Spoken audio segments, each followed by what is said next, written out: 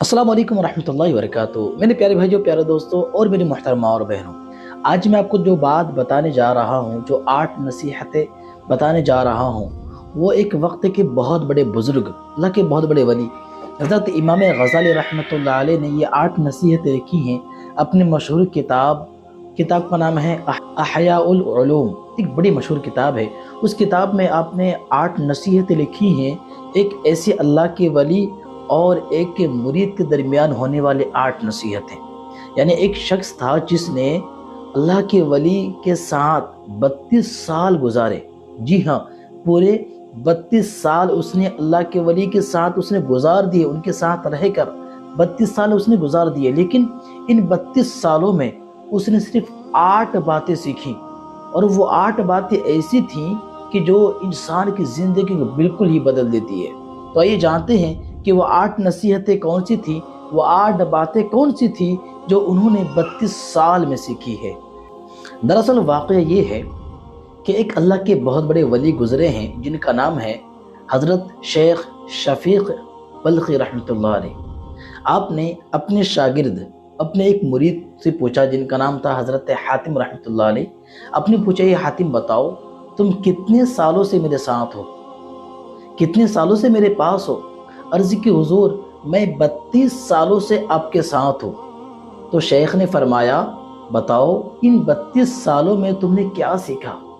32 साल जो तुम मेरे साथ रहे, इन 32 सालों में तुमने क्या क्या सीखा है? थे जो शागिर्द थे हज़रत हातिम, वो अर्ज़ करते कि हुज़ूर, मैंने इन 32 सालों में सिर्फ 8 बातें सीखी हैं, सिर्फ 8 बातें सीखी हैं। शेख बड़े हैरान हुए और कहा कि 32 साल में तुमने सिर्फ 8 बातें सीखी हैं? तो हज़रत हातिम कहते, जी हाँ, मैंने ज़्यादा तो नहीं, लेकिन हाँ 8 बातें मैंने सीखी हैं जो कि बिल्कुल सच है और बड़ी अनमोल बातें हैं। तो जो अल्लाह के वली थे पूछने लगे, अच्छा बताओ वो तुमने 8 बातें कौन कौन सी सीखी हैं?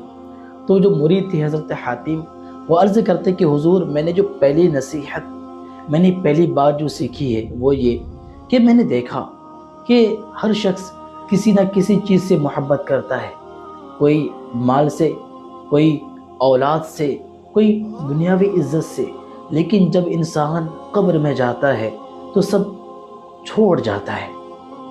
माल, औलाद, दुनियावी चीज़ें सब दुनिया में रह जाती हैं। इसलिए मैंने फ़ैसला किया कि अपना महबूब नेकियों को बनाऊंगा। मैं मोहब्बत ज़्यादा नेकियों से करूंगा, मैं ज़्यादा से ज़्यादा नेकियां करूंगा, क्योंकि जब मैं कब्र में जाऊंगा नेकियां ही मेरे साथ जाएंगी, जो कि मेरे लिए सबसे अहम ज़रिया होंगी कब्र में आसानी पैदा करने के लिए और जन्नत में दाखिल होने के लिए।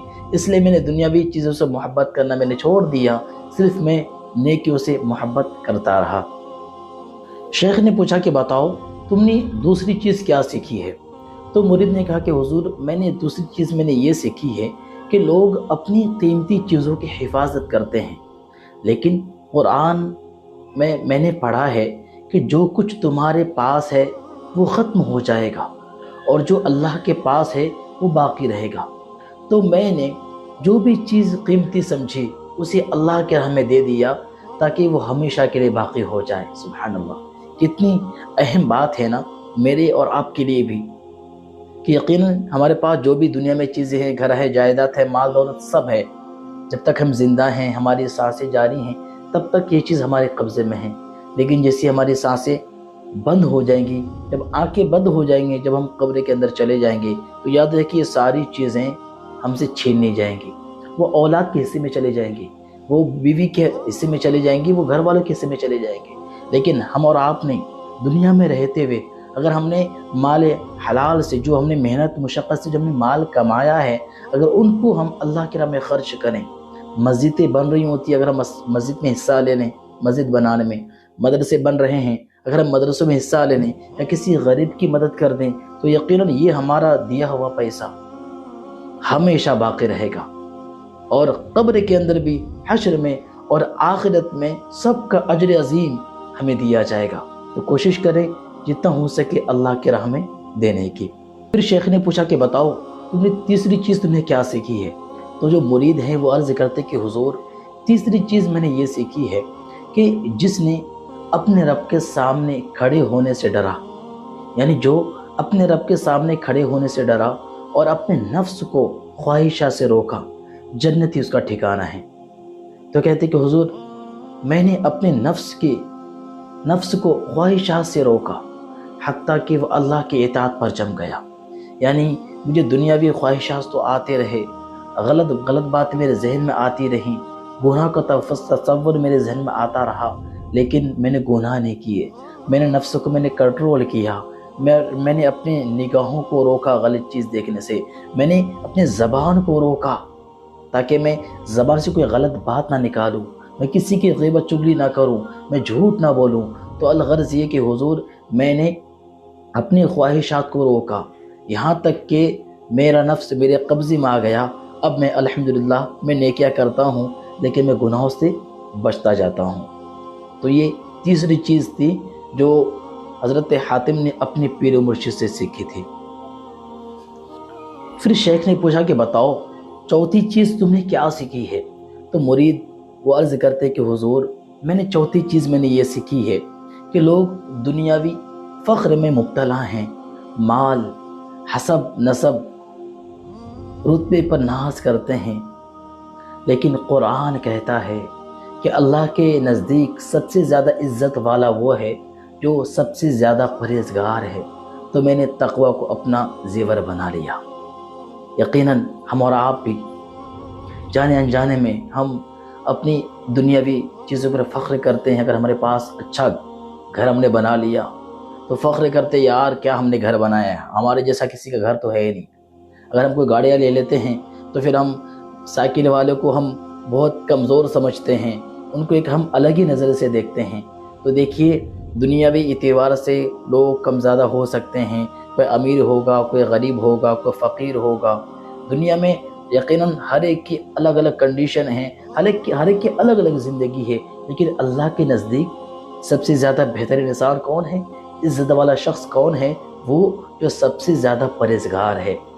اب وہ پرہیزگار بندہ چاہے دنیا میں کتنا بھی غریب کیوں نہ ہو، کتنا بھی فقیر کیوں نہ ہو، لیکن اگر اس کے اندر پرہیزگاری ہے تو وہ اللہ کے سب سے زیادہ نزدیک ہے۔ تو وہ جو مرید ہیں حضرت حاتم وہ کہتے کہ حضور تو پھر جب یہ چیزیں میں نے دیکھی تو میں نے تقوی کو میں نے اپنا زیور بنا لیا، پھر میں متقی بن گیا۔ شیخ نے پوچھا کہ بتاؤ پانچویں چیز تم نے کیا سیکھی؟ تو مرید عرض کرتے کہ حضور پانچویں چیز میں نے یہ سیکھی کہ میں نے دیکھا کہ لوگ حسد کرتے ہیں، ایک دوسرے کے مال کو دیکھ کر، ایک دوسرے کے اولاد کو دیکھ کر، ایک دوسرے کی زمین جائیداد کو دیکھ کر، ایک دوسرے کی خوبصورتی کو دیکھ کر لوگ حسد کرتے ہیں، جلتے ہیں دل میں کہ ان کے پاس وہ چیز ختم ہو جائے، وہ برباد ہو جائے۔ اگر کاروبار اچھا چلا سو تو کاروبار لوٹ جائے، اگر اس کے پاس بہت زیادہ پیسے ہیں تو اس کے پیسے برباد ہو جائیں۔ لوگ حسد کرتے ہیں، مال چھل جانے کی خواہش کرتے ہیں، سوچتے ہیں کہ ان کا مال میرے قبضے میں آ جائے، لوگ سوچتے ہیں۔ لیکن جب میں نے اللہ کا یہ فرمان دیکھا، رب نے فرمایا کہ دنیا کی زندگی کے اسباب ہم نے ان کے درمیان تقسیم کر دیے ہیں، یعنی اللہ نے رزق لوگوں کے درمیان تقسیم فرما دی ہے۔ آج اگر جو عزت والا ہے تو اس کو اللہ نے عزت دی ہے، اگر اللہ نے کسی کو دولت دی ہے تو دولت دینے والا میرا خدا ہے، اگر اللہ نے کسی کو اولاد کی خوشیاں عطا فرمائی ہے تو اولاد کی خوشیاں دینے والا بھی اللہ ہے۔ تو مرید کہنے لگے کہ حضور جب میں نے یہ چیز دیکھا، جب میں نے خدا کا فرمان پڑھا تو پھر میرے دل سے حسد میں نے نکال دیا، اور میں نے دل میں یہ بات بٹھا لی کہ میں کسی کی عزت کو دیکھ کر اس سے حسد کیوں کروں، میں کسی کو مال و جائیداد دے کر میں اس سے حسد کیوں کروں، اس سے دشمنی کیوں کروں؟ اس کو جو دیا تو اللہ دینے والا ہے، جب اللہ نے اسے دیا تو میں اعتراض کیوں کروں؟ تو میں کسی سے حسد نہیں کرتا، لیکن ہاں میں اللہ سے دعا کرتا ہوں کہ میرے مالک فلاں چیز بھی مجھے عطا فرما، لیکن میرے دل میں اب کسی کے لیے حسد نہیں ہے۔ اور ہمیں اور آپ کو بھی ایسا ہی ہونا چاہیے کہ کسی کے مال و جائیداد دیکھ کر دل میں حسد پیدا نہ کریں۔ حسد کہتے ہیں کہ سامنے والے کو مطلب برباد کر دینا، ان کے پاس جو جیسے عزت ہے، اللہ نے اس کو عزت سے نوازا، لوگ اسے عزت کرتے ہیں۔ اب اگر کوئی دل میں خواہش کرے کہ وہ بندہ ذلیل ہو جائے، اس کی عزت ختم ہو جائے، تو اس کو حسد بولتے ہیں۔ اسی طرح کوئی ترقی کر رہا ہے، کوئی کاروبار میں اچھا آگے بڑھ رہا ہے، اب کوئی بندہ اس کو دیکھ کے جلنا شروع ہو جائے، حسد کرنا شروع ہو جائے کہ اس کے کاروبار اتنا کیوں بڑھ رہا ہے، اس کا کاروبار اپنا ٹھپ ہو جائے، وہ بندہ برباد ہو جائے، تو یہ چیزیں دل میں یہ بات آنا، دراصل یہ اسی کو حسد کہتے ہیں۔ تو ہمیں کبھی کسی کے ساتھ حسد نہیں کرنی چاہیے، یقیناً دینے والی ذات اللہ کی ہے۔ دعا کریں کہ یا اللہ جس طرح تو نے فلاں بندے کو چیزیں عطا فرمائی ہیں وہ چیزیں مجھے بھی عطا فرما۔ اس طریقے سے ہم دعا تو کر سکتے ہیں، ہمارے لیے جائز ہے، لیکن ہم کسی کو برباد کرنے کی خواہش دل میں پیدا کریں، یہ جائز نہیں ہے، اور یہ ہمارے لیے یقیناً بربادی کا سبب ہے۔ تو یہ 5ویں نصیحت تھی جو انہوں نے یعنی حضرت حاتم نے اپنے پیر و مرشد سے حاصل کی۔ پھر پیر و مرشد نے پوچھا کہ حاتم بتاؤ تم نے وہ 6ٹھی نصیحت تم نے کیا سیکھی ہے میرے پاس رہ کر؟ تو جو مرید ہیں وہ عرض کرتے کہ حضور 6ٹھی نصیحت، 6ٹھی بات میں نے یہ سیکھا، میں نے دیکھا کہ لوگ ایک دوسرے سے دشمنی رکھتے ہیں، ایک دوسرے کے دشمن بنے ہوئے ہیں، لیکن جب میں نے اللہ کا فرمان پڑھا، اللہ نے فرمایا کہ شیطان تمہارا دشمن ہے، اسے دشمن سمجھو، تو میں نے سب دشمن ختم کر دی، یعنی جس کو بھی میں دنیا میں دشمن سمجھتا تھا ان سے دشمنی میں نے ختم کر دی، اور صرف شیطان کو میں اپنا دشمن ماننے لگا، کیونکہ جب رب نے فرما دیا کہ شیطان تمہارا دشمن ہے تو اب میں کسی انسان کو نہیں بلکہ شیطان کو اپنا دشمن مانتا ہوں، اور جب بھی شیطان مجھے کوئی غلط کام کرنے کو کہتا ہے، جب میرے نفس میں یہ چیز آتی ہے، میرے دل میں خیال آتا ہے کہ میں فلاں گناہ کروں، تو میں اس وقت شیطان کی بہکاوے میں نہیں آتا، کیونکہ اب میں سمجھ چکا ہوں کہ شیطان میرا دوست نہیں بلکہ شیطان میرا دشمن ہے، جو مجھے برباد کرنا چاہتا ہے، جو مجھے جہنم کی آگ میں ڈلوانا چاہتا ہے۔ اس لیے میں دنیا کے لوگوں سے اب دشمنی نہیں رکھتا بلکہ شیطان کو اپنا دشمن سمجھتا ہوں، اور میں ہمیشہ گناہوں سے بچنے کی کوشش کرتا ہوں، اور نیکیاں میں جتنا ہو سکے میں اتنا نیکیاں کرتا ہوں۔ تو یہ 6ٹھی نصیحت تھی جو حضرت حاتم نے اپنے پیر و مرشد سے سیکھی تھی۔ پھر پیر و مرشد نے اپنے مرید سے پوچھا کہ بتاؤ اے حاتم، بتاؤ تم نے 7ویں چیز تم نے کیا سیکھی؟ تو حضرت حاتم عرض کرتے کہ حضور 7ویں نصیحت میں نے یہ سیکھی، میں نے دیکھا کہ لوگ رزق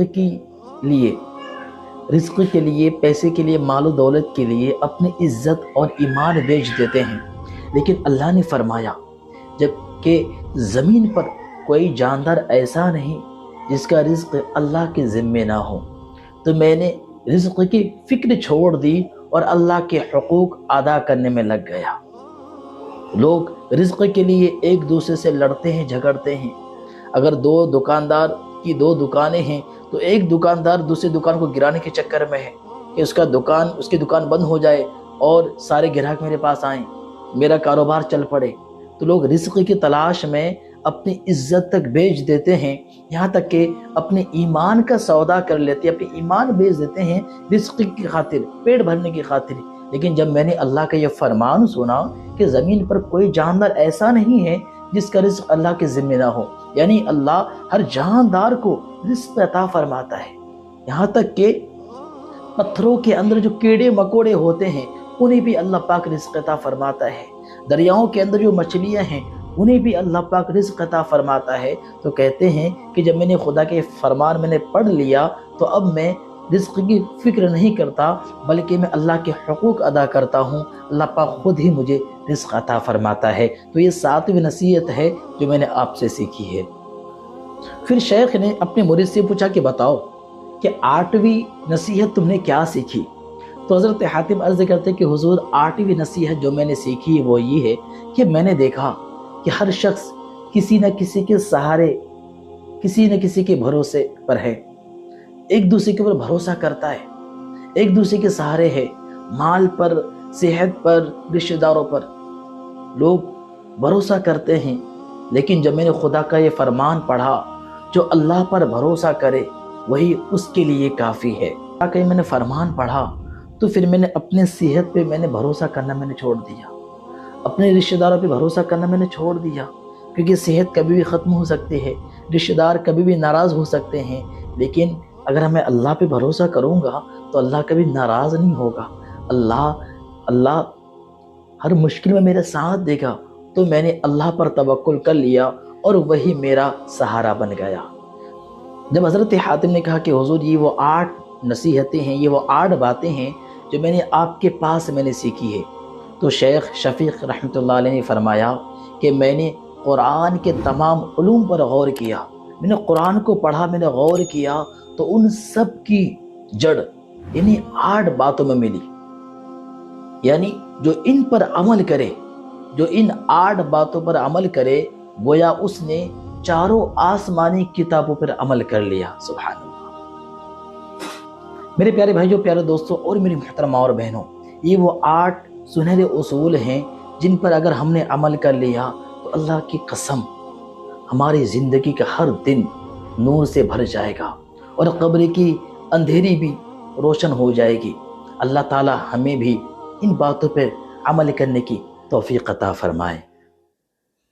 دوستو، اگر آپ کو ویڈیو اچھی لگی ہو تو اس ویڈیو کو لائک اور چینل کو سبسکرائب کریں۔ شکریہ۔